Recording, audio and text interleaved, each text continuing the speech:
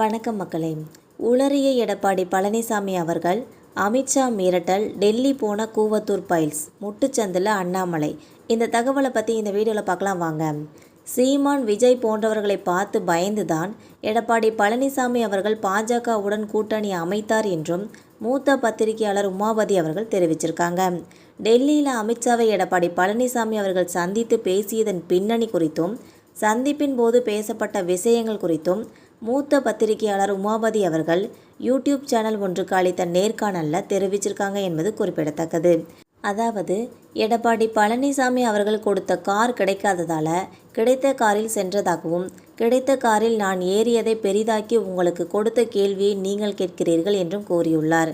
எடப்பாடி பழனிசாமிக்கு ஒரு மொழிபெயர்ப்பாளர் இருந்திருக்க வேண்டும். எடப்பாடி பழனிசாமியுடன் வந்தவர் ஒரு தொழிலதிபர். அந்த காரே ஒரு நிறுவனத்துக்கு சொந்தமானது என்று சொல்கிறார்கள்.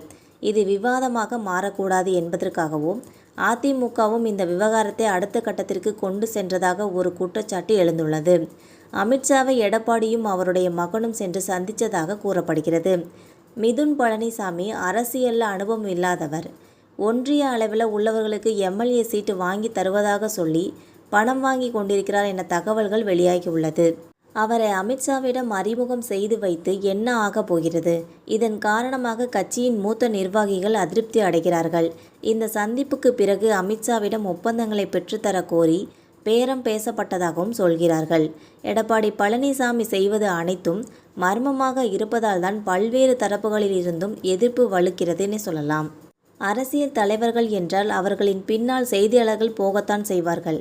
அமித்ஷாவை சந்தித்த பின்னர் வெளியே வந்த எடப்பாடி பழனிசாமி அவர்கள் செய்தியாளரை சந்தித்து ஏதாவது சொல்லியிருந்தால் பிரச்சனை இல்லை.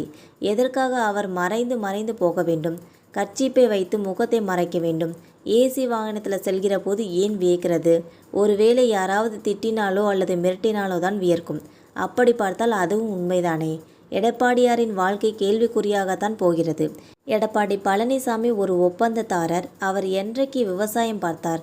காமராஜர், அண்ணா, எம்ஜிஆர், ஜெயலலிதா போன்ற தலைவர்கள் வகித்த முதலமைச்சர் பதவியை எடப்பாடி பழனிசாமி அவர்கள் 4.5 ஆண்டுகள் வகித்துள்ளார். ஆனால் நெடுஞ்செழியனால் கூட முதலமைச்சராக முடியவில்லை. அப்படி இருந்தும் எடப்பாடி பழனிசாமி முதல்வராக இருந்தது அதிர்ஷ்டம்தான்.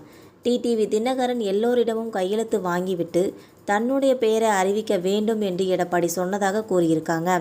முன்னாள் அமைச்சர் செம்மலை சுவரேறி குதித்து சென்றார் என்று சொல்கிறார்கள். ஆனால் இன்றைக்கு எடப்பாடி பழனிசாமியுடன் இருக்கிறார். அவருக்கு இன்று வரை எம்எல்ஏ, எம்பி பதவி வழங்கப்படவில்லை.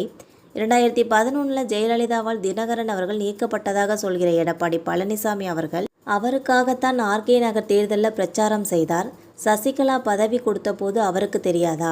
இந்த நிலையில் சீமான் தனக்கு பயந்துதான் எடப்பாடி பழனிசாமி பாஜகவுடன் கூட்டணி வைத்தார் என்று சொல்கிறார். எடப்பாடி பழனிசாமிக்கு அத்தகைய பயம் உள்ளது. விஜய் 7% வாக்குகள், சீமான் ஒரு 7%, இதை சேர்த்தால் 15 ஆகிவிட்டது. எடப்பாடி இம்முறையும் 14% வாக்குகள் தான் வாங்குவார். இப்படி வாக்குகளை பிரித்து திமுகவை அபார வெற்றி பெற வைக்கப் போகிறார்கள். வரலாற்றில் இல்லாத வகையில் 170, 180 இடங்களை பெற வைக்கப் போகிறார்கள்.